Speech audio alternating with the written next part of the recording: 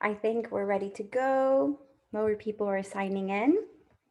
So like I was saying, my name is Dr. Daniela Salazar. I am one of the clinicians at LightHouse Arabia. Now, before I get started talking on how to cultivate grit in your children, I want to make sure the audio and the visuals okay. So can I have all of you please raise your hand at the bottom of the screen so I know that there are no complications with the audio and the visual. Quite a few of you guys raising your hand. Thank you. And giving you a little bit of logistics for today's talk. I will be talking for about 45 minutes around the topic of grit. This is part of our Learn to Change initiative that we have at the Lighthouse, where we have the community at our hearts and we love giving these informative talks to you. So we have loads of other content and topics that if you're interested in knowing about, you can please email us at the Lighthouse and we will be more than happy to give you more information of our weekly talks. On another note, we will be having a chat box at the bottom of your screen. You're going to see the option of a chat box or a Q&A question option where you can write your questions. And at the end of the talk, I will be able to see the questions that you've asked. If there are some questions that I have already answered, if I can ask you to please delete that question, so I will only answer the ones that I have not talked about in our session for the sake of time. Okay, so I am going to go ahead and share my screen with you all so we can get started.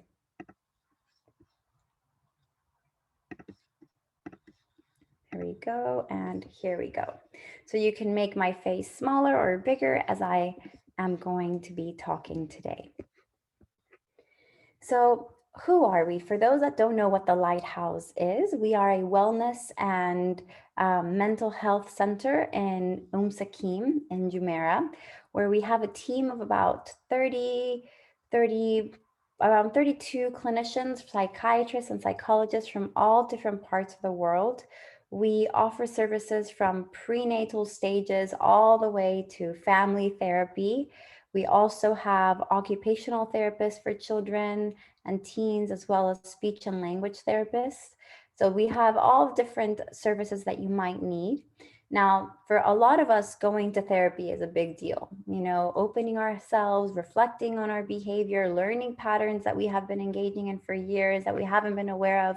And it's actually a really enriching process, but it's hard to get that process going. So I want to first say that our mental health is very much linked to our physical health. And a lot of time we ignore everything that has to do with our mental health because we don't find it important. We don't necessarily think therapy is going to create any sort of change. But I want to stop here and tell you that we all have mental health.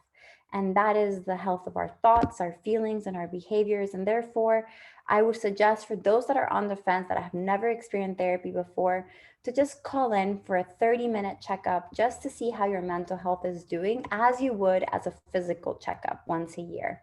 And in this meeting, one of our clinicians will be able to tell you, mentally speaking, how strong are you? How is your mental health doing? And what are some suggestions that that clinician might have to help you strengthen your mental health?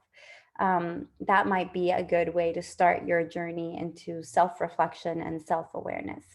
And now in this session, you might also feel reinforced that all the things that you're doing are making your mental health stronger.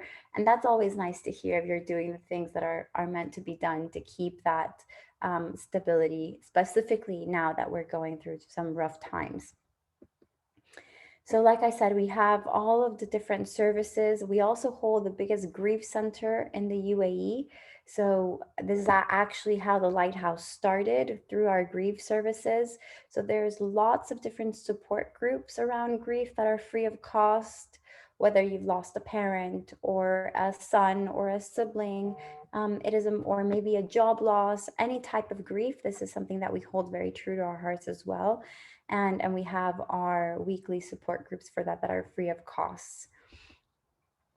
So let's get going with our agenda today. So, why is grit something we want to develop in young kids? What is our young population's mental health going to be looking like right now?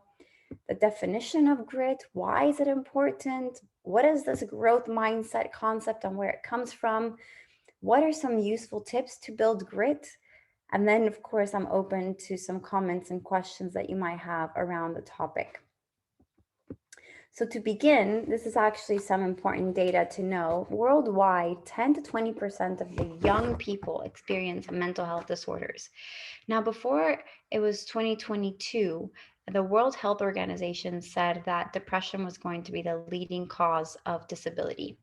But we actually got there about, I want to say, 3 years ago. So it didn't have to wait until 2022 for our world to really be stressed and really be in need of mental health professionals and aid and guide. So, if we know that adults are struggling so much with mental health, you can only imagine that our population that is struggling with mental health is getting younger and younger and younger. And what we know is that half of all mental illnesses begin by the age of 14, and imagine three-fourths of them by the age of 20. So we're talking about late teenagerhood, early teenage years, where we are developing mental health illnesses. Now, these years are crucial because we're exploring the world, we're trying to understand who we are very much influenced by our society, our environment. We want to be independent, we're looking for risks. So, all of these different factors are going to be really important in deciding whether a mental health illness is going to be developed or not. Now, what we also know, sadly, is that when we leave children to be untreated, the education attainment is going to be quite low. And there's going to be a lot of different difficulties that are going to be associated to the lack of attention that we're giving these teens in respect of their mental health. So they face lots of stigma, lots of feelings of isolation, lots of bullying, discrimination, because number one, they don't know themselves what's going on, and number two, others don't really know what to detect and what to say about what they're struggling with. So there isn't a lot of knowledge of how mental health illnesses actually play out. And sadly, this leads to suicide being the second leading cause of death amongst teenagers as young as 15 years old, as all the way to adults of 29. So you can see how early intervention for us is key. And we really want to learn how to assess, assist, detect what a mental health illness might look like. Now, for this, we actually have a first a mental health first aid course available, just like you would your physical first aid. We also recommend all of you that have children or that have colleagues or just maybe wanting to know a little bit more about mental health, attend this course where you will learn how to detect a mental health illness.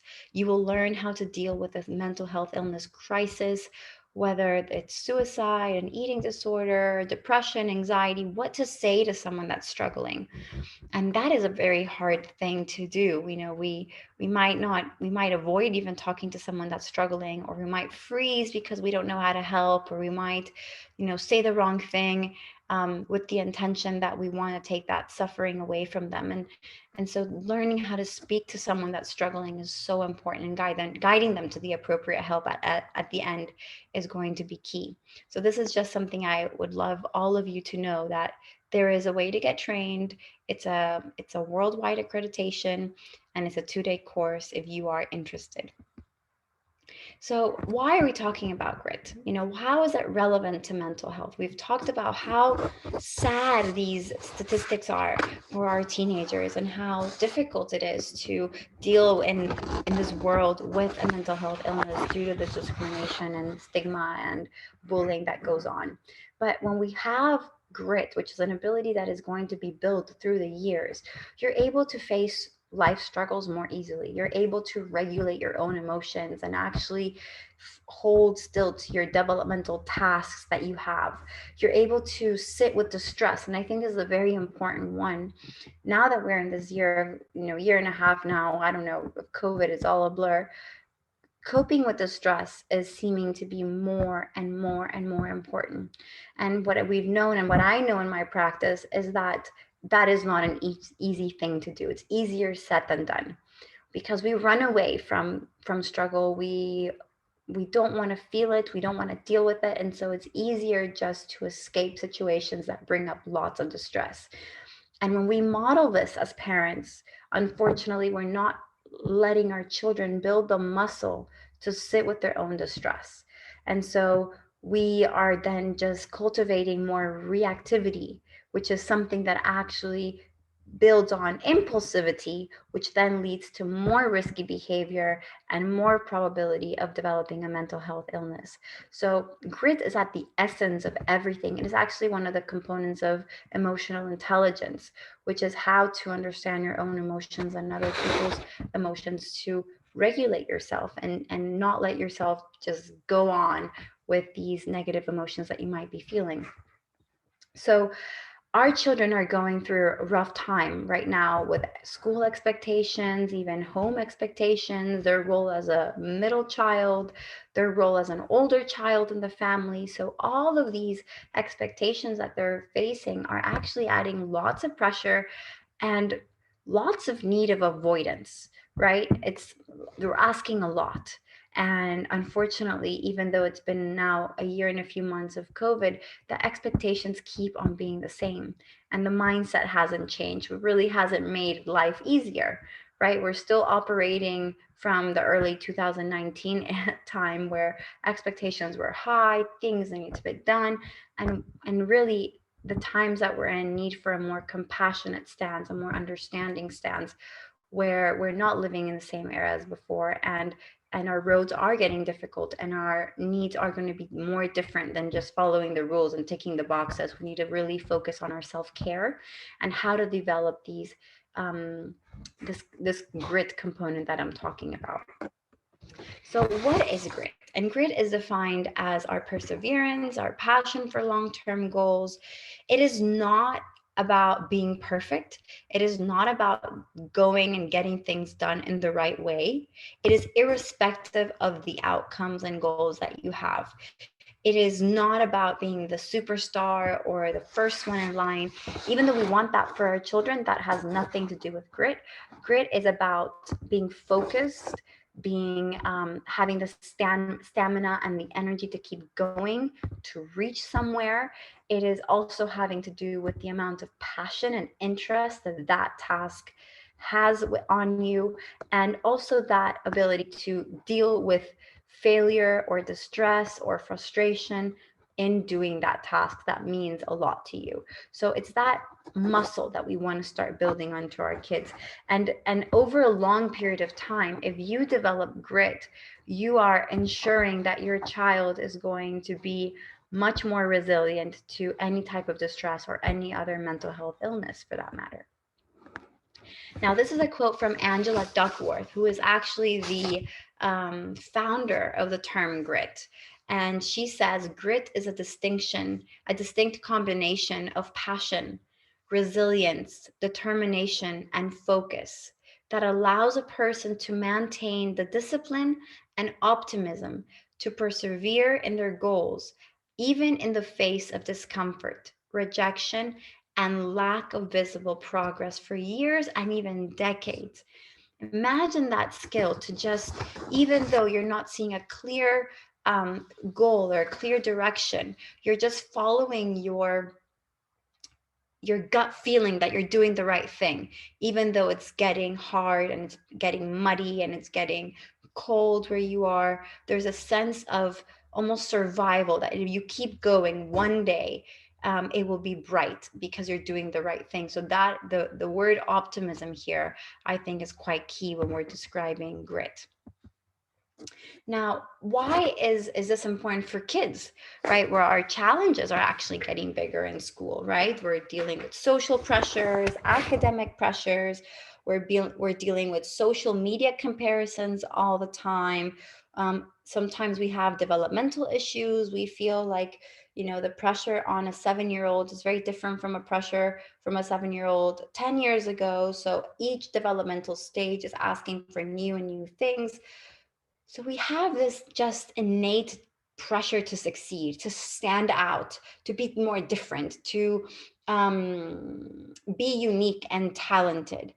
And so what does that take us as parents? It takes us to a protector mode, to a overprotector mode, if you will, where we do not want our child to struggle. We do not want that child to deal with the stress, because we know the amount of strain and pressure that they're in. We want to bubble wrap them. And there's going to be a problem with bubble wrapping our children, and we're going to talk about that in a minute. But what is really curious to actually know is that through years of study on grit, Angela discovered that it wasn't just a stable environment that's going to protect our kids and make them more gritty. That it wasn't through just an innate talent in doing things that was going to make our kids become more gritty. It really means that we need to put our kids in uncomfortable situations for them to develop that muscle, as you would in the gym. So it is the blueprint of how we face our challenges and the attitude in which we face our challenges. What I see most in my practice with young teenagers or young adults is the ability to face a fear or a challenge and say, I'm sorry, this is getting too hard. I quit. And I quit then reverts back to I always quit. And when I always quit, then I am not feeling strong or powerful. I am then a failure. So then all of these negative thought patterns strive at the beginning from the lack of grit. So you're going to see how all of these successes, if you will, stem from this one muscle that we have to develop in our children. So here's some examples of grit that I want to share with you that actually, we wouldn't even think they would be great examples because we take them for granted. Let's think about an infant, who's going to daycare and whose first time it is to separate him or herself from their parents. So that causes lots of anxiety, lots of discomfort for the parent and for the child. But they're willing to give the daycare a chance. And they're scared and they hold on to your hand and you let them in the classroom and they're looking a little bit lost, but they hang in there all day. As an infant, that is a sign of grit. You've put your child in an uncomfortable, unknown scenario, and that child has pushed through their uncomfortable feelings and sat through them and had fun. And then at the end of the day, you're picking them up. So as an infant, these are sort of the situations where grit can actually start being built. Now let's think about a child. Now you go into primary school where you are trying to socialize, and we are social beings. We're always looking for signs about not belonging, not fitting in. That's just in our DNA. Why? Because we are always looking to fit in, to belong. So what does our mind do? It goes and searches signs that we are not fitting in. And that builds on the anxiety, right? So as a child, a 7-year-old is trying to make friends. And, as a child, you might be actually a little bit awkward in making friends. You might not have the skill. You might say things or do things that actually won't help you socially. But yet you see a child not giving up on play dates. But then you see a child still wanting to mingle with this friend that their social interaction didn't go so well the day before. That's grit. It's the ability to say, you know what? I tried it. I really want this. I want to make friends. This is something that's very motivating for me. And even though I had one fall, I'm not going to give up. And as a parent, we really want to nurture that. We want to nurture the ability to see past the distress and connect it to a value, to something that is important for that child. All right. So these were some examples I wanted to give you. Now let's think about what is important about a gritty student, right? So number one, they're better at making decisions. They show up to class even though they don't want to wake up at 6 a.m. and they still go and do sports even though they have to train hard and the coach is going to be on them. They persevere at longer goals and longer tasks without having to see the reinforcer every couple of minutes. They're able to have long-term or more delayed pleasurable consequences. And at the end, what does that give you? The pleasant surprise of that, your academic progress or your academic performance is going to be a lot higher, because you're able to call out for help. You're able to say, I don't know, and learn from the I don't know, rather than easily just give up. So this is the book that I recommend all of you to read on grit, from Angela Duckworth, who is a positive psychology, who has this amazing lab called the Character Lab, where she studies lots of personality traits and does all these studies on grit in different environments, such as schools, military camps, spelling bees. She's done it all in terms of research and grit. And one of the things that I found really impactful was a study that she did with West Point cadets. And I'm not sure if you know this military school in the U.S., but it's a very strict school, where it's one of the high end military schools in near New York and New Jersey. Now, what they do is they have all of these very tough trainings, and these children need to constantly overcome difficulty and obstacles, and feeling let down. And part of the role of these teachers is to teach them that, life is not easy, and that life gets tough, and you have to stand up.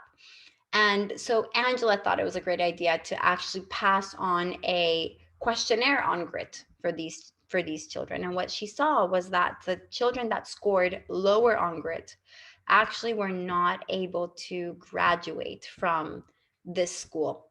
They were actually dropouts of the system, because they did not have the ability to continue without seeing a goal that they had to reach, right? So one of the best things about grit is that you don't need to see an immediate goal for you to continue. You almost connect to a higher meaning, to a value in what you're doing that keeps you going.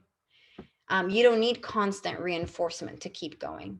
And the children that did, then unfortunately were not able to continue and dropped out of the program. So this is a very simple example that is actually seen in various different settings. The same in spelling bees. The same happens in public schools in terms of dropouts. The same happens to college students where they're presenting their LSATs, or where they're presenting their GREs when they're going into grad school. So all of these scenarios, different ages, different environments are reacting in the same way, where grit is just very much associated to, at the end, success. So it is actually more influential than your IQ. So you can study, you can dedicate your life into books and reading. The truth is that without this grit component, nothing can be done. And this is the message that we want to actually give our children. It is okay not to be the smartest person in the classroom. It is okay to struggle in math class and have a tutor. It is okay if it takes you 30 minutes or an hour longer to turn in a test.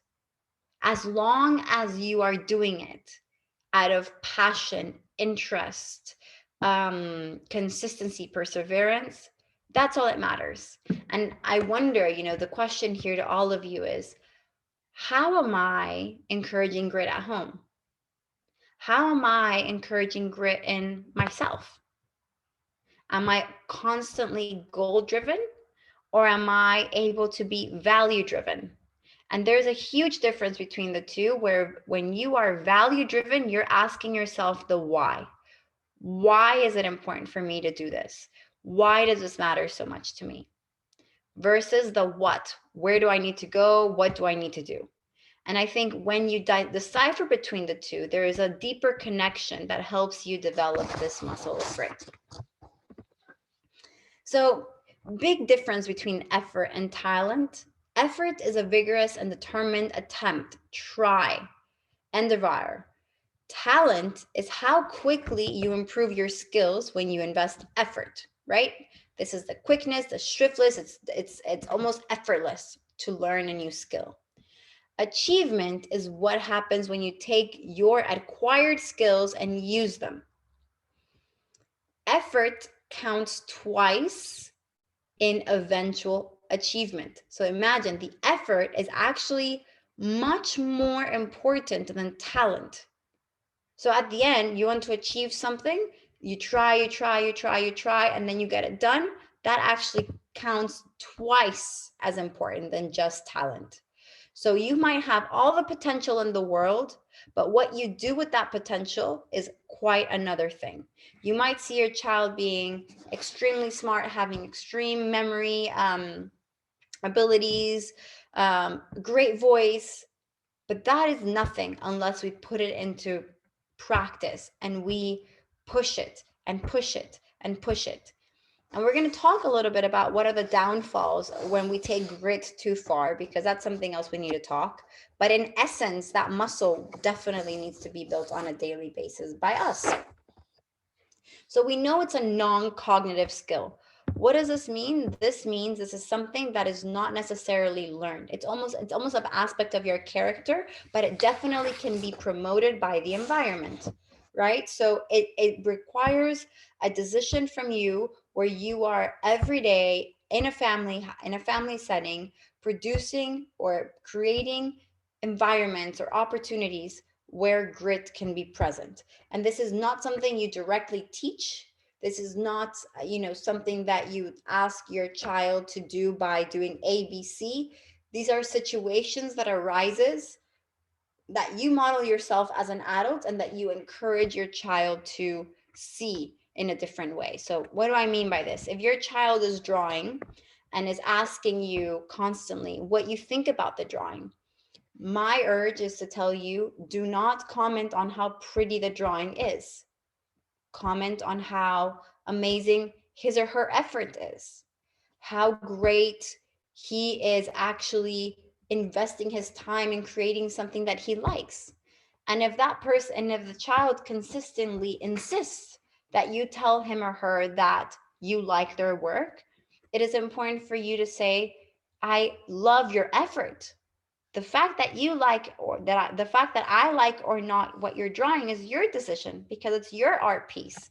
So you're almost empowering your child to make that decision for themselves, that what you value is the effort, that what you value is the hard work that goes behind the art piece, not the actual product of the art piece, if I make sense.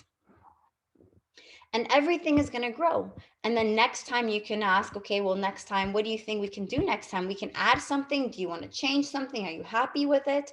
And you ask your child to be their own judge rather than you being the judge of their art piece. And I think this is a huge shift in what we do automatically. Automatically, we're trying to soothe. We're trying to say how great it is right away. We're trying to take away pain. Whenever a child's crying, we automatically say, it's okay, it's going to be all right. But we don't know if it is. We don't know if it is 10 years from now when he's struggling or she's struggling with something. So we want to make sure that the way we are sending our message is very consistent to what we want to develop in our child, in this case, grit. So we want to make sure that the environment where this child grows is responsive, interactive, warm, and stable. I am not saying this needs to be an environment where everything is happy and there are no mistakes and there is no stress. No. Responsive, interactive, and warm. This just means we are constantly having an interaction between you and I, where if I lose my temper as a parent, I have the opportunity to go back, reflect about what I did, and use that as an opportunity of growth for my child to learn how to self-regulate. That's what I mean, where I'm saying interactive and responsive.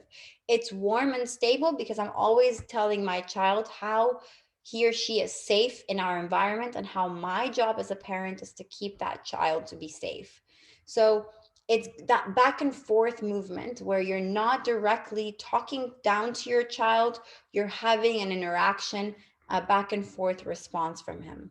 So if you know anything about attachment, attachment is a first interaction safety feeling that you have with your caretakers.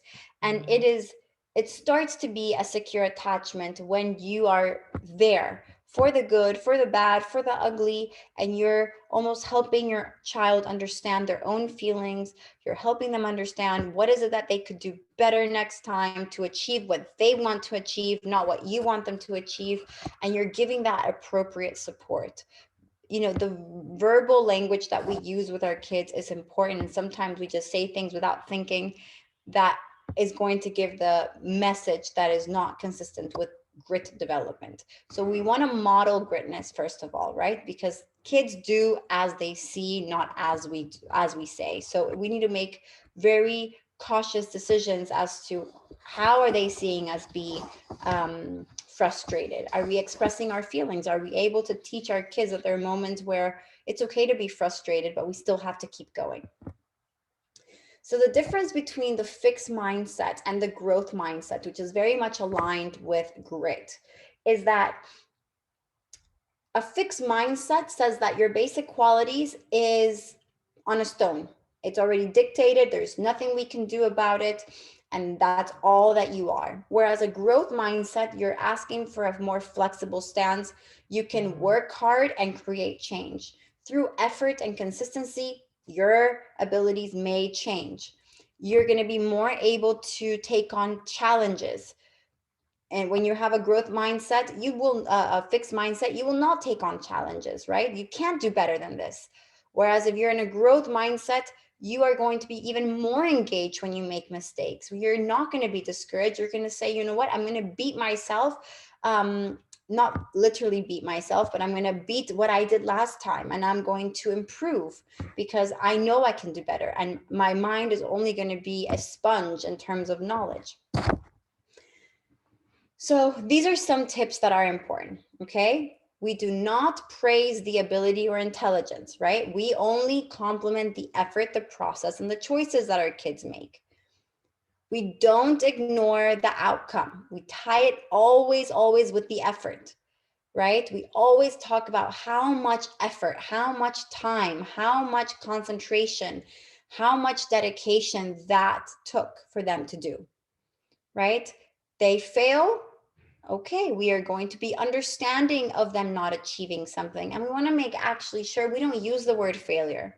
We use the words maybe learning opportunity, setback, growing chance, whatever you want to call it, instead of the word failure, right? We need it to learn more. Our teachers wouldn't be doing their job if we didn't make mistakes. So we actually want to make mistakes.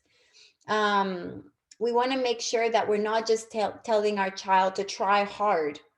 You know, what does that mean, try hard? Let's tie it to something more important. Want to make sure we are building a strategy around what we want our kids to achieve or what they want to achieve for themselves. And this is in all areas of our life. This is not just one part academically. This is for sports activities, sibling activities, family moments, where we want to make sure we're validating the emotion, understanding where it's coming from, and actually creating a strategic plan for your child to achieve more grittiness. So what we know from Angela Duckworth is that there are 4 different aspects present in grit, okay? The first one, of course, is interest, right? Is I need to find something that actually I'm passionate about. If I am not passionate about anything, I most likely will not continue to hold on to something that I don't like for a long time. I'm going to give up, right? So we want to make sure that we are developing our kids' interest, okay? So putting them into different sort of classes, motivating for them to trying new things, and just see, you know, what are the interests that they start developing. Make sure that you're just seeing that spark, that passion. Now, you cannot pretend that your child is going to continue to be this gritty child when they're doing something they don't like, right? So if it's a subject like math or science and they don't like it, I understand where that grittiness get lost, right? So we have to foster grittiness in other aspects so that they can show grittiness in this math and science class that they still have to do for the rest of the schooling career. So I would actually suggest for all of your kids to do a vision board. And a vision board is an activity where you sit with your child or there's actually workshops around in Dubai where your child does a vision board exercise, where you sit with them and you cut things from magazines and newspapers that they love, that they have interest in knowing, places where they want to travel, things that calls their attention in a magazine. And you just start asking why. Why did you choose this? What was so interesting about that? And you start getting to know your child a little bit better. What sparks their passion? And then according to the vision board or any of these reflective activities, then we choose extracurricular activities where you can test how much passion and interest your child has. We need to actually make progress in this grittiness exercise. We want to make sure that this is a continuous movement, right? This is not something that's just shoots up and is so stable over time. There are going to be falls and there's going to be ups and there are going to be times where motivation is quite low, and we want to actually value that and validate that there are times where the motivation is not going to be how you would like it to be. But we know that to be an expert in something, we need at least 10,000 hours. Imagine 10,000 hours over 10 years to be ranked as an expert in a topic. So that requires lots of people to dedicate and plan around their activity that they're passionate about. So how do we have this deliberate practice, okay, with our children? Number one, we need to set a stretch goal. So what is a stretch goal? Is something that pushes you a little bit further than your possibilities, okay? So this is important for you to detect. What is it that my child is good at, likes, has had interested in, is that's focused, and then how can I push them a little bit further? This idea to not push our kids is actually what's causing us to bubble wrap them and to make them less gritty. So yes, we need to push our kids. Yes, we need to actually decide what they're passionate about and create a plan where they're going to feel like there is a structure in place, and you're going to hold their hand side by side, and you're going to help them achieve each step of the way so that they can actually get to a place of empowerment and independence, and more importantly, just happiness, that they're just going and achieving things that they thought were hard initially, but thanks to your push, they're able to do now. And then we have a sense of purpose, right? Why am I doing this? Why should I be doing basketball? Who do I admire in basketball?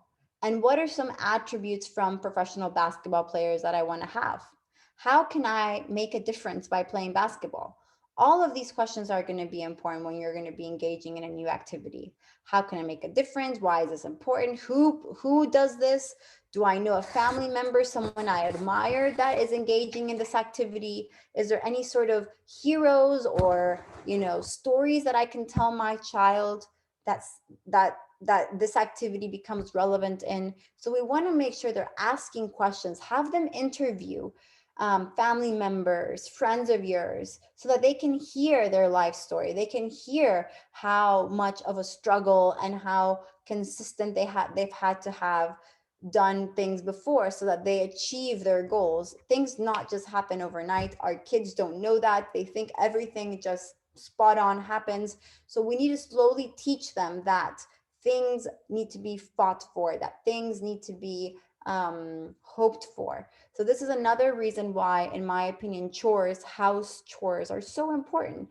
You might have all the help at home. You might have lots of helpers, but we want to teach our kids the value of consistency and reward and work ethics. And all of this will be the key of developing grit. We also want to teach our kids to try to do one hard thing a day. So they choose, you can give them a few options, but they choose at least one hard thing they want to do in one day. So it might be piano, it might be guitar, it might be skating, it might be swimming. And they will do the one hard thing a day. And then they're going to tell you what was the hardest thing of that hard thing, because not everything was hard, right? So maybe doing the butterfly the butterfly style when you're swimming was the hardest thing of today's practice. But maybe within the hard activity, there was something they actually enjoyed. So talking about that one bit that they enjoyed is also going to help them realize, well, within the struggle, there's also value. Okay, I've talked about that. Perfect. Now, what is the most important thing? And I've said modeling as before, but it is important for you to talk about your failures with your children, right? Modeling stepping out of your comfort zone, modeling speaking about how uncomfortable certain situations has made you feel in the past and what you've done to overcome them, asking them for help. Your children are your biggest allies. When you ask them, what can I do next? How can I cope with these feelings of fear? What have you done as a 7-year-old to cope with fear? What can mommy and daddy do? They're going to feel so happy that you've involved them in your feelings regulation, that they're going to, continue to regulate themselves because you have asked for their help. And I love this quote. It is a central paradox of contemporary parenting. In fact, we have an acute, almost biological impulse to provide for our children, to give them everything they want and need, to protect them from dangers and discomforts, both large and small. And yet, we all know at some level, at least, that what kids really need more than anything is a little bit of hardship, some challenge, some deprivation, and they can overcome, even just to prove to themselves that they can. I find this to be so important as a reminder for all of you that a little bit of hardship for our children is going to be so important, and it's going to go a long way. Now, what is it that we're going to be teaching in terms of emotional regulation, right? What is emotional regulation? Is the ability to understand what I'm feeling and then know if this environment or this situation is safe enough for me to express what I feel. Sometimes it is not, but then we have to go to self-soothing strategies to calm ourselves down. This requires patience, it requires courage, it requires practice. It requires my parent to teach me how to relax, how to actually change my mindset from a negative one to a positive one. It's validating, feeling that my parents understand my emotions and not invalidate them, right? So the first key of building emotional regulation is validating your child's feelings. So you show empathy. I understand how you're feeling. Let's try and breathe in and breathe out together, or let's try to use our senses to stay in the present moment. So let's focus on 5 things that we see, 4 things we can touch, 3 things that we can hear, 2 things that maybe we can smell, and 1 thing that we can taste. Let's focus on positive emotions. Remember the last time you were happy. When was that? Let's spark some humor so that we can change the mindset that you're having right now. Let's actually remember a time where you were successful and how you felt. So this is a little way of validating those emotions and really encouraging that emotional regulation in your child. So in summary, let's go over the things that we want to do and things that we don't want to do. So we want our kids to have goals and we want to have a plan for them to achieve them. We want to challenge but nurture, right? This back and forth. We want to build an atmosphere of trust where they can tell you that they're not doing well, that they need help. We want to be able to respond with to their setbacks with almost a learning strategy for them. We want constructive criticism. What does that mean? We want to stem away from labels, from judgment. We want to actually ask what happened. We don't want to sugarcoat things. We just want to ask about the behavior rather than putting labels to that individual. We don't want to attribute their failures to rigid traits. We cannot send constant messages of judgments because that will demotivate your child and not build the muscle of grit. We want to make sure we're measuring constantly to see how they're doing, if they can go to the next step. And this was exactly what I mean, a pressure cooker parent where you're just measuring how well they're handling stress. Okay, can I add a little bit more? No, okay, I'm going to step back. But you're always in that function of trying to push your child a little bit further on. Now, this is what I was saying. What are some important things about grit we need to watch out for? Number one is If we are relentless and we're only pursuing goals and not tying them to values, they can result in severe anxiety. It can also result in perfectionism. And we don't want our child to be perfectionist. We want our child to enjoy the process, right? So we want to make sure that along the way, we're actually talking about the things that are being achieved and how great it was and how it feels rewarding, and how, even though he had negative thoughts, he was able to reframe the negative thoughts, and all these things make sense. It's not just ticking all the boxes of a list. We can also result in joyless, anxious achievement. We're just, again, ticking the box and we're not necessarily focusing on the why. And we want to encourage for them to be driven by love at the end, the love of what they're doing, the interest, the passion, the curiosity, more than fearing to be rejected by a parent or a sibling or a teacher. All right, so these are some of the key concepts of grit.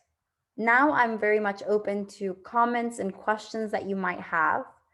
If I can, I will also invite you to please check our social media portals where we share lots of information on parenting.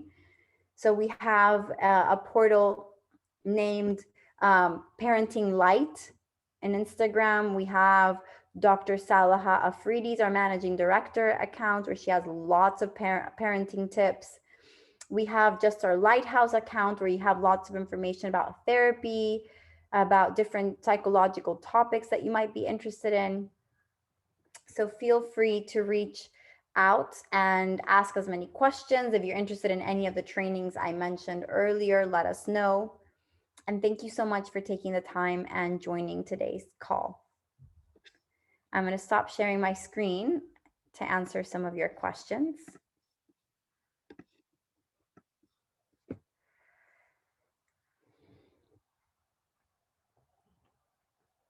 Okay, so would it be our ability to overcome adversity? So it's not an ability, something that you build over time, right? So it's a change in mindset. It's the ability to reframe your thoughts, to engage in physical activity, or plan out an action plan to overcome fear, to overcome procrastination, to overcome the adversity that you're mentioning. So it's not something that you come with, that you're wired necessarily with. You work on it, you plan.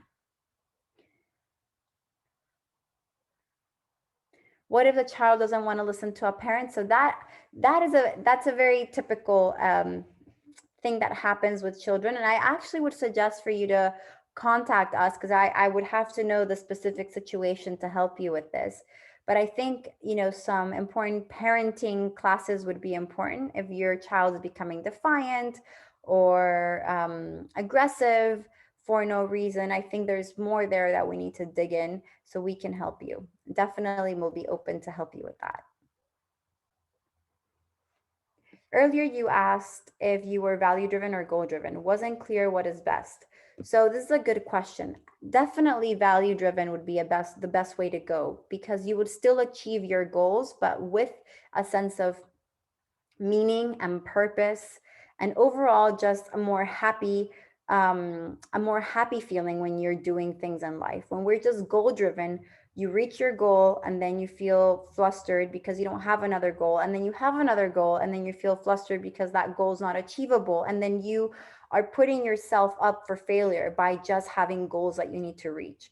Whereas if you tie things to your values, to the why, then you're going to actually see that the way you're going to achieve those goals is in a better stance, with much more purpose, with much more calmness, with much more openness. Where do you draw the line between letting your toddler cry out and bubble wrapping them, attending to every cry? So there's an obvious reason to this, and it's when your child's crying and he or she's engaging in a risky behavior, definitely go and help your child, right? We do not want to let them engage in any risky behaviors. But before you let them cry, it is important for them to know that you're there. So honey, I'm here. I can see that you have these really big feelings that you're not able to control. And mommy and daddy are here for you. We love you. We can talk to you. We're going to be in this other room. And whenever you feel ready to speak, we're going to be there. Or you sit in the room, but you don't give the toddler attention. I'm going to be here and I'm going to be talking to you whenever you are able to talk to me. Let's take deep breaths together and then we can have a conversation. So you're not abandoning your child, but you're not giving attention to the tantrum. You're validating the feelings and asking your child to then engage in other behaviors. How can we discover our child's passion and field of interest? So I would suggest get them to go to lots of classes, um, watch lots of movies, and see what sparks their interest. Um, what else can I say that I do a lot? Drawing, reading books.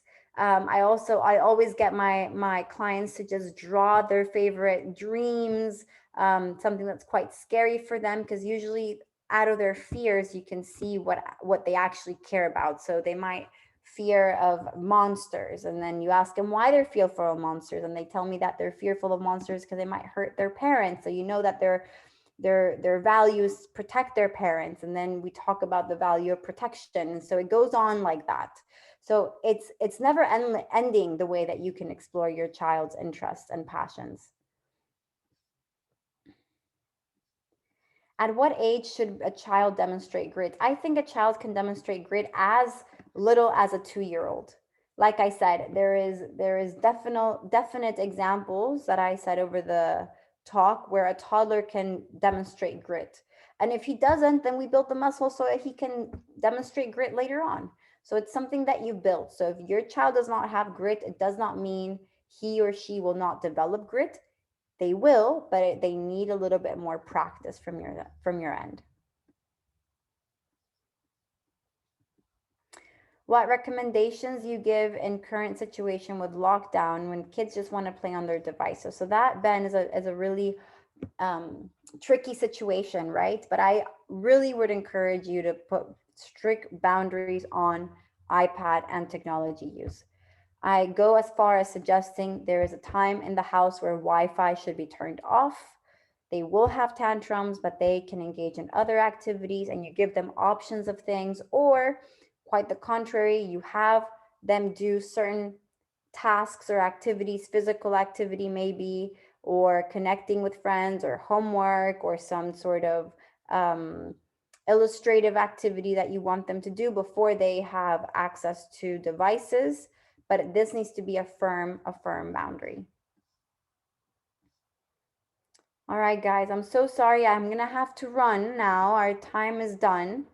I think I responded most of the questions that were asked on the chat. I'm more than happy to respond more questions if you want. If you can email me at D as in dog, Salazar, Salazar at Lighthouse Arabia. If you have any other questions, I'll be more than happy to answer all your inquiries. Okay. Have a great day. And thank you so, so much for joining this afternoon.